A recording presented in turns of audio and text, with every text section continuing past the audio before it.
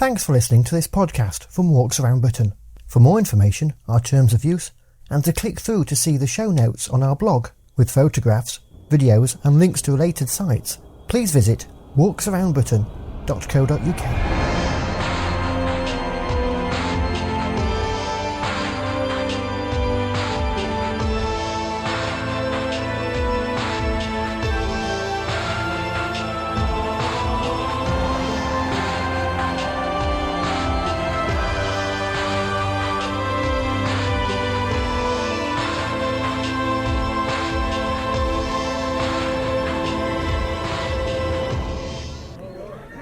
Hello, I'm Andrew White and welcome to this special extra podcast from Walks Around Britain.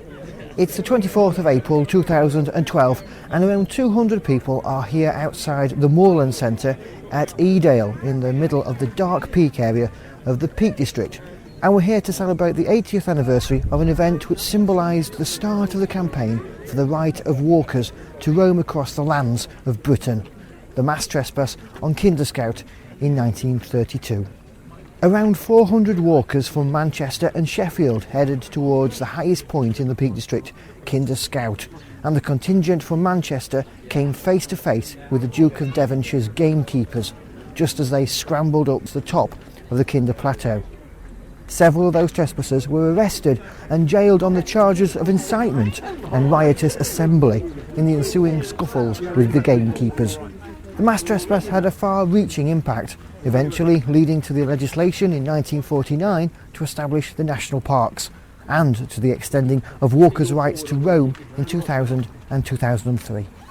Today we'll hear from a range of speakers, but to open the proceedings is the singer, songwriter, broadcaster and famous walker, Mike Harding.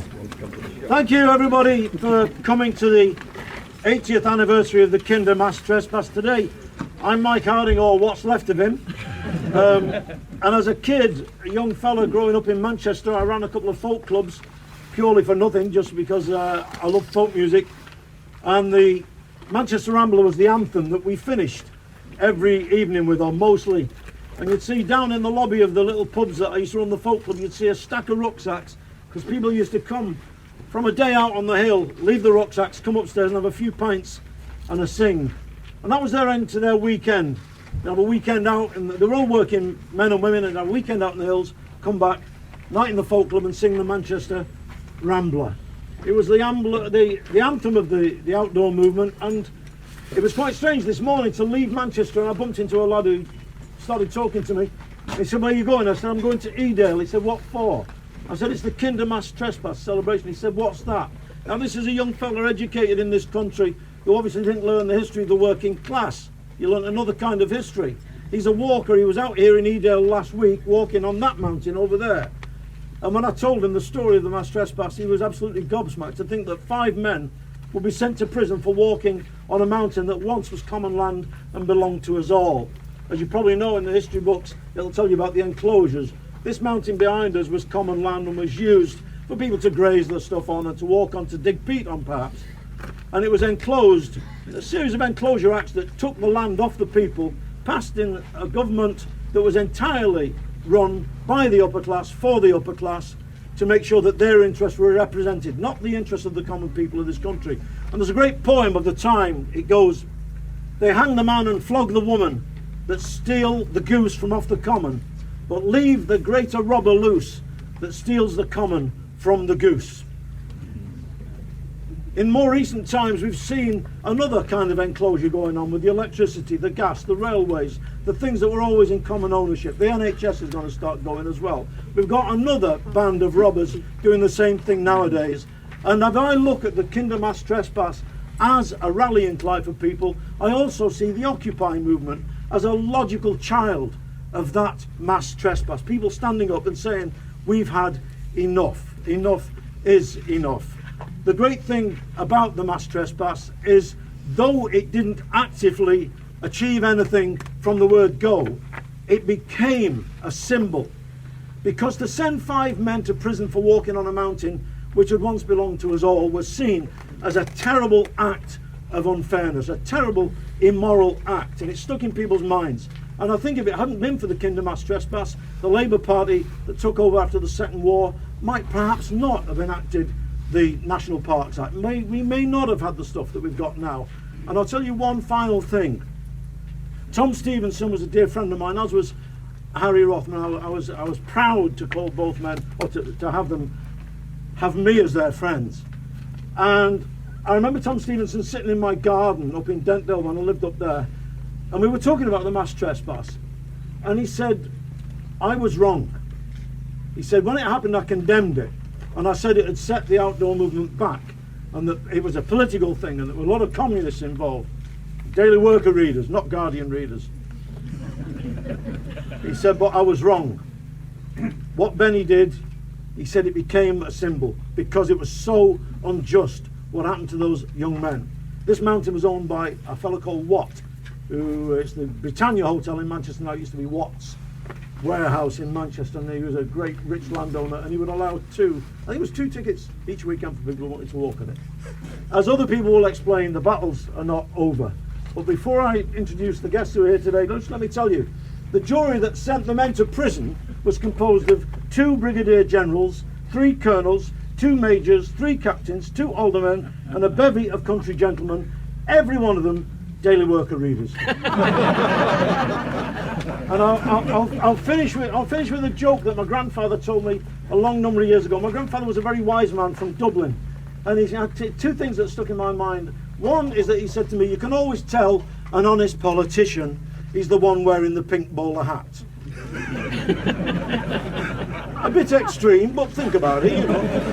And the other one is a story which a lot of you will know, but it is worth, like all great epic tales, it's worth retelling. A fellow walking on a mountain, and a man comes up to him with a shotgun. He said, what are you doing here? He said, I'm walking. They call it walking. 1 foot goes in front of the other, that's called walking. If they're together, it's standing still. He said, you can't walk here. He said, why can't I walk here? He said, because this mountain's private, it's owned. He said, who owns it? He said, I own it. He said, where'd you get it from? You can't go to a shop and buy a couple of mountains and a river and a lake or a forest. He said, I got it from my father. He said, where did your dad get it from? He said he got it from his father. He said, he got right back to the first one. He said, well, how did he get it? He said, he fought for it. He said, right, get your bloody coat off, I'll fight you.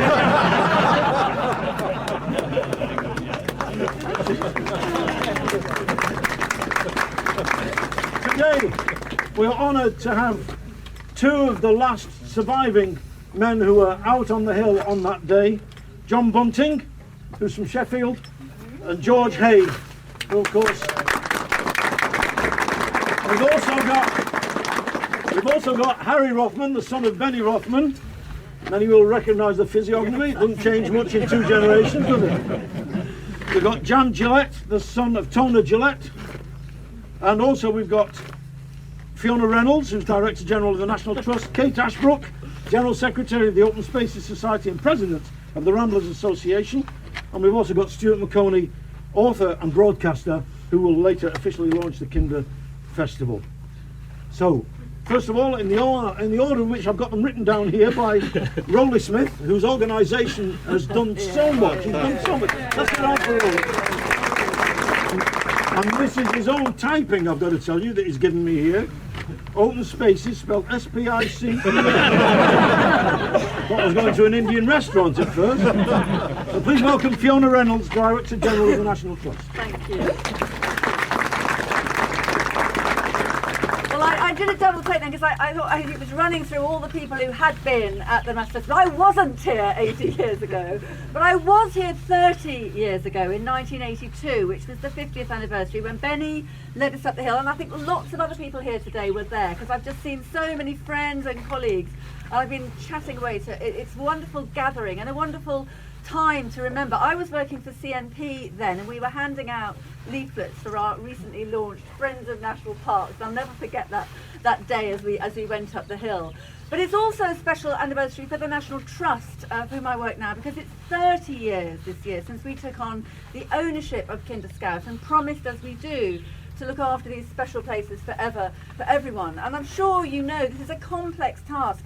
We took it on, I mean, not least because of that famous iconic moment in Access history, which I know other people are going to speak about, particularly Kate, more than me, but also for its extraordinary importance in conservation terms. It's upland peat landscape, but it's incredibly vulnerable, damaged by industrial pollution over many, many decades, but also overgrazed with all the challenges that brings with it. So we have been for 30 years already, and for the future, looking after this extraordinary upland area and wanting, and I know many of you are already involved, wanting your help in making sure that we can get the peat back to the condition that it is, restore the extraordinary habitat up there while still allowing access, which is of course so central to its whole being and to its whole personality. It's now a National Nature Reserve, and very much in memory of Martin Doughty, who many of us here knew very well and remember also today, but it's also an extraordinary place. When I'm sure those of you who go up will know already, a place where you can feel that sense of freedom and open air, all the things that the trespassers 80 years ago were campaigning for. But I want to close by just saying the most important people here today are not us, who are full of memories, full of kind of emotional and passionate about the past, but actually the most important people here today are you. Yeah. Because you are the future. Now you're very lucky children, because you know the countryside, don't you? And you go into the countryside and you have the experience. But you know, 1 in 5 children today does not get out into the countryside. Too many children are deprived of the opportunity that we take for granted, that legislation has given us. And so for me, there's an extraordinary opportunity now to try to bring that sense of freedom, of fresh air, of openness that the founders of the National Trust, people like Octavia Hill, fought so hard for, to give that to the children throughout this country. So you're going to help us today to do that, but as you do that, we must think about all the children who don't get that opportunity, and think about maybe today's challenge is not the right of access, but it is the ability of everyone everywhere to experience this extraordinary beauty that we love so much, and for whom we are so grateful to the mass trespassers and all the people who campaigned for it 80 years ago. Thank you.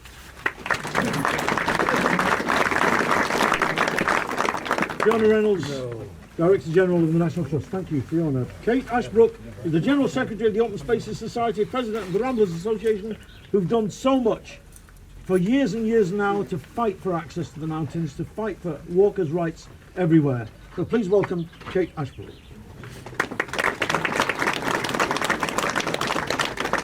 Thank you, Mike, and thank you to Rowley for organising this wonderful occasion. Great to see so many dear friends, dear campaigners from the past, like John Bunting here, people who've fought so hard. Of course, in the beginning, our organisations, we have to admit it freely, did not back the trespassers. It was shameful when I read my predecessor, Lawrence Chubb, writing in 1932 about people who dare to step off the path and who want to claim rights. And it's deeply worrying that that was the feeling at the time. But I think we've all come round fairly quickly from that. And Mike gave credit to Ramblers and Open Spaces Society, but of course there are many other organisations who fought for freedom to roam. We have the British Mountaineering Council here, we have the Campaign for National Parks, we celebrate the 30th birthday of the Sheffield Campaign for Access to Moorland. We all work together to achieve the Countryside and Rights of Way Act with the freedom to roam, and in Scotland the wonderful Land Reform Act, which certainly is even better. So it has been a truly wonderful campaign, but we must not be complacent. We mustn't treat Kinder just as history, as an 80-year-old thing that happened all that time ago. The threats are with us. We have a government that puts finance before freedoms. We are in a time of uncertainty.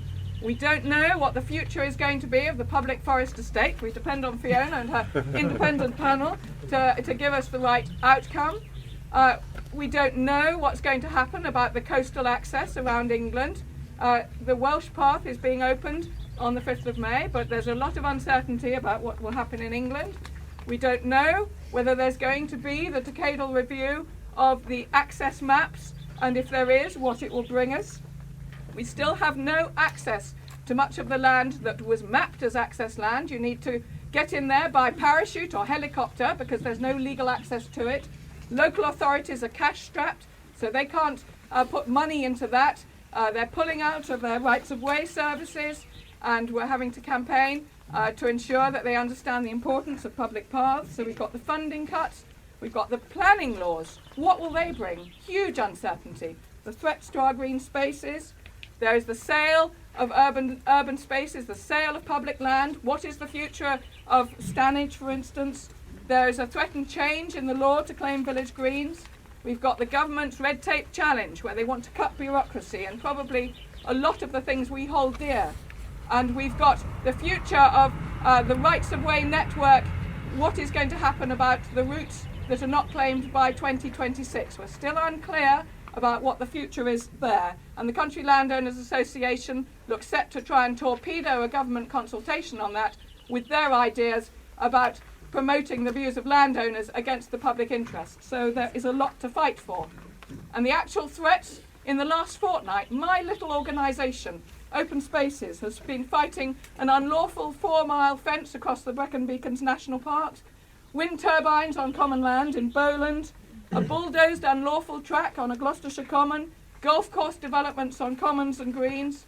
We've got the privatisation of the countryside, landowners who put up fences, put up gates next to rights of way, CCTV, cameras, local authorities making gating orders.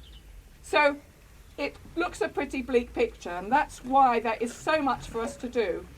And it's not new. I want to pay tribute to Octavia Hill, the founder of the National Trust, but before that, an activist in the then Commons Preservation Society. Because in 1888, she seconded a motion at the Commons Society's AGM about public paths and said how we must protect those little winding quiet byways with all their beauty. They were vanishing, and path entrances were concealed by judicious planting, lodge gate or hidden doors, and a path robbed of all its charm by the erection of high black pitch fences which have robbed it of all its amenities. We can think of such places still today. She fought for green spaces. She upheld the rights of the urban poor in just the way that 50 years on the Kinder trespassers did. Scotland has access laws which are the envy of us all, but these days gaining new access in England and Wales and protecting what we have is still a fight, and we never know when we'll need another Kinder moment. The Kinder spirit must sometime be rekindled in that fight, and we all have to work together to promote their ideals once again. So we must keep that bright torch aflame, that torch lit by Benny and his wonderful colleagues. We must keep it aflame. We must never forget what they did for us, and we must carry on the fight.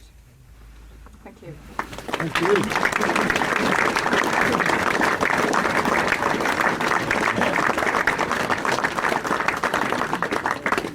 I'm now going to introduce to you the new Chief Executive of the Ramblers, Benedict Southworth. Great, thank you. I'm going to stay here, please. It's such a great honour to be here today, and thank you, Rowley, for giving me, the new kid on the block, a chance to just say a few words. And to, as was formally say from Ramblers, thank you to Rowley and to all the other organisations for keeping the spirit of Kinder alive. Mike, it's very reassuring to me because what you were saying is that I had the right education because I was brought up in Preston from a Labour family, and Kinder was part of my education. It was definitely in the background. Is one of those great struggles, and in any movement, the whole spirit of a movement gets crystallised into one person or one moment.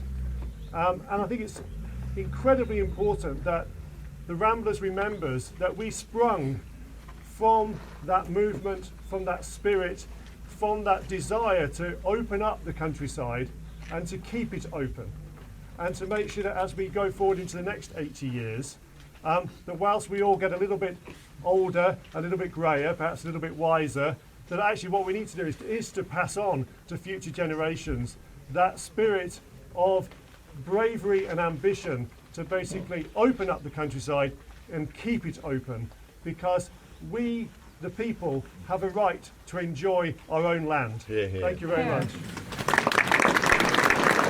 Thank you. Thank you, Benedict. The next speaker is an old pal of mine, Stuart Maconie.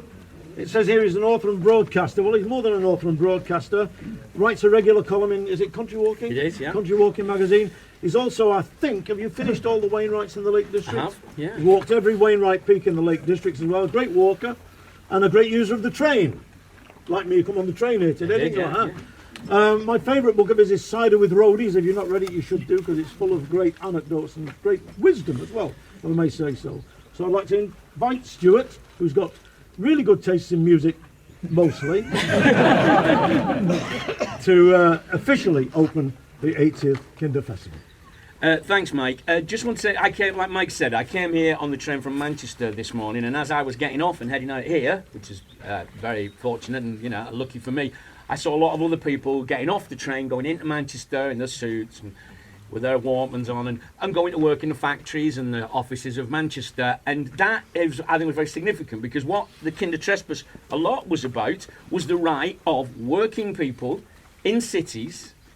And the danger is that we think of, we sort of gentrify or beautify the countryside sometimes into thinking it's all Beatrix Potter and Little Lambs and things like that. And while there is part of it, it's also a place where working people from the cities came to enjoy freedoms.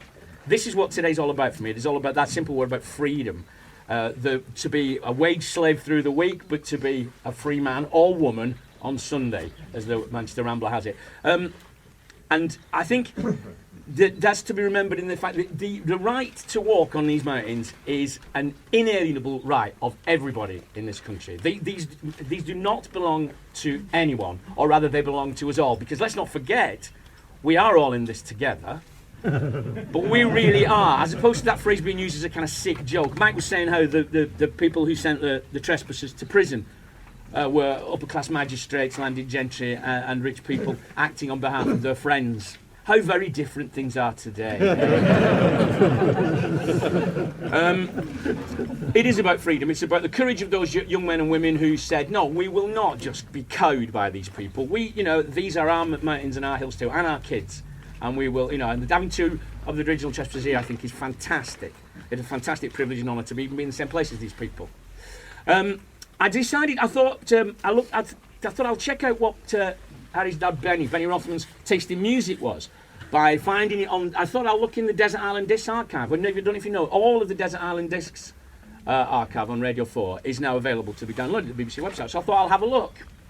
I never asked him, which I think is incredible. When you see the parade of lords and ladies and businessmen who are in there, some of them several times, and yet a real hero of our history isn't there, and that's shameful. And it is our history. I do think one of my real bugbears at the moment is we see people like David Starkey telling us that history is a parade of kings and queens and the rich and the powerful.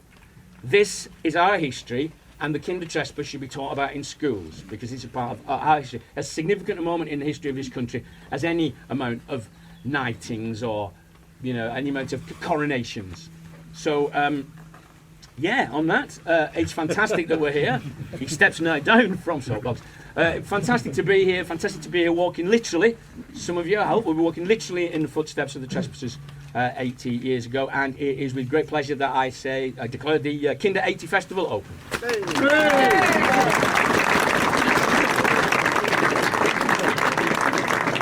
I'm now going to step over here and to join my smarter but also booted singing companions, and we're going to sing the Ramblers Anthem, the Manchester Ramble. But first of all, just prior to that, can I just say that Stuart mentioned in his wonderful speech the history of this country and the fact that it's always been a history of kings and queens and battles and what have you.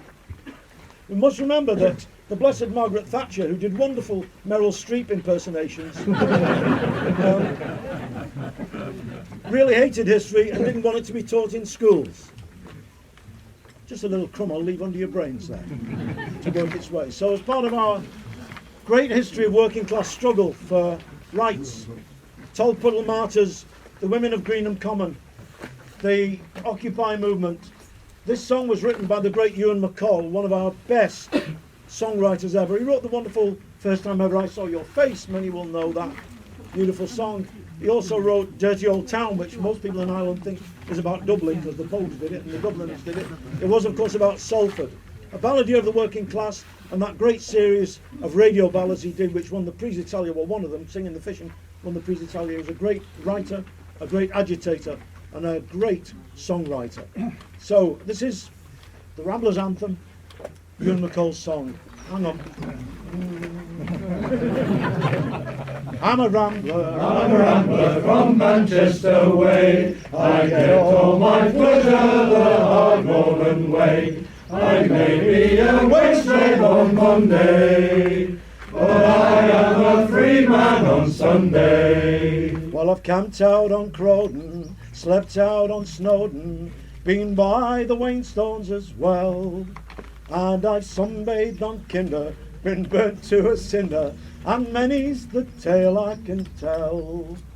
Me rucksack has oft been me pillow, and the heather has oft been me bed, and sooner than part from the mountains I love, I think I would rather be dead. Let's hear ya.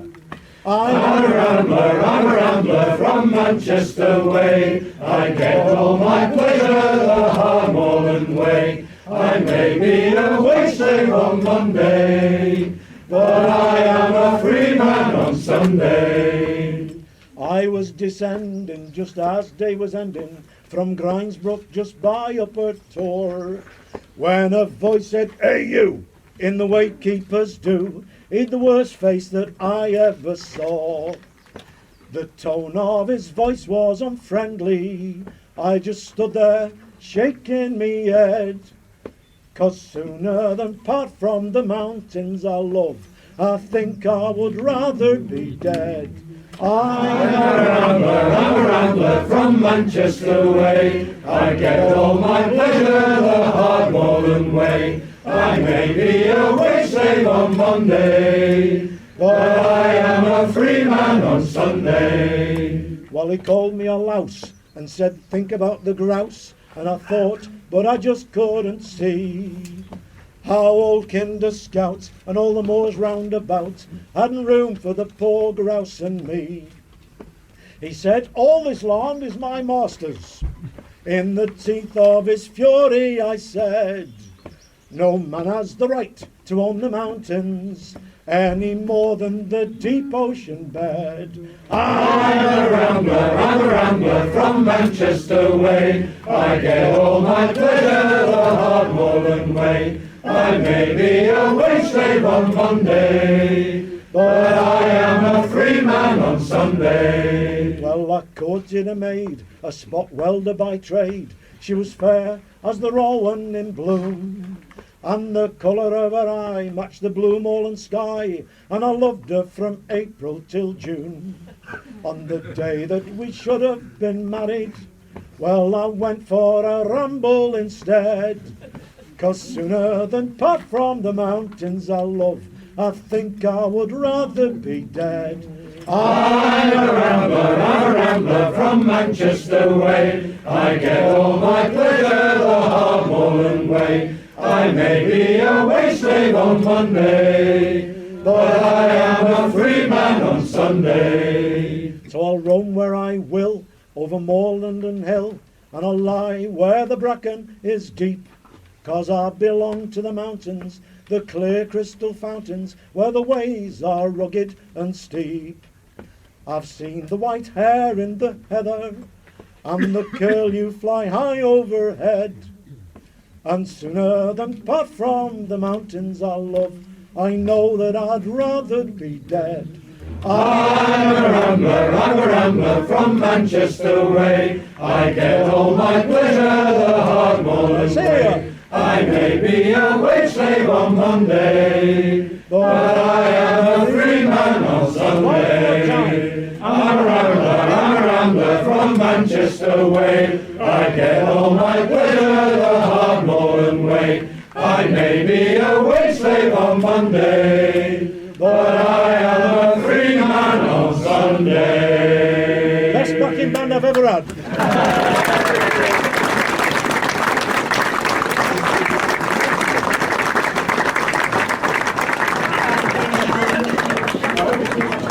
You're smiling like that, yeah.